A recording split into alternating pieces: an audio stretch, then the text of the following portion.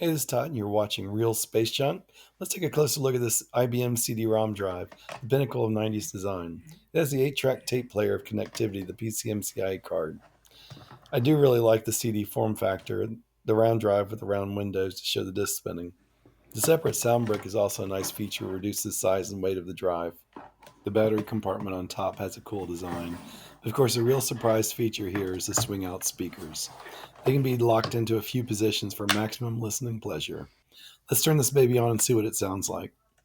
The four blue buttons on the bottom are previous, next, stop, and then there's play pause.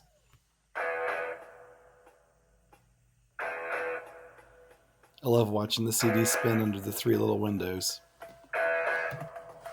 The front panel has a volume control knob and a lock feature that helps keep the player from skipping when moved.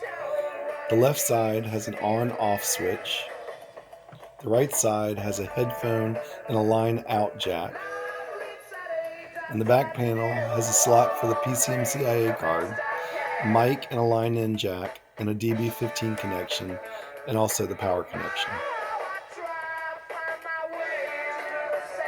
Honestly, IBM packed a lot of features into this small CD-ROM drive. Let's take a look inside the battery compartment too. It's actually got some interesting features. You have to take a screwdriver to pop the tabs to get it open. As you can see, it's got a built-in rechargeable battery, but it can actually be replaced with 6 AA batteries that work just as well. The rechargeable battery is actually very clean with no corrosion. I'm going to see if it'll actually take a charge. Let's see what happens. Amazingly, the battery still works. I'm not sure how long the charge will last, but it's pretty crazy.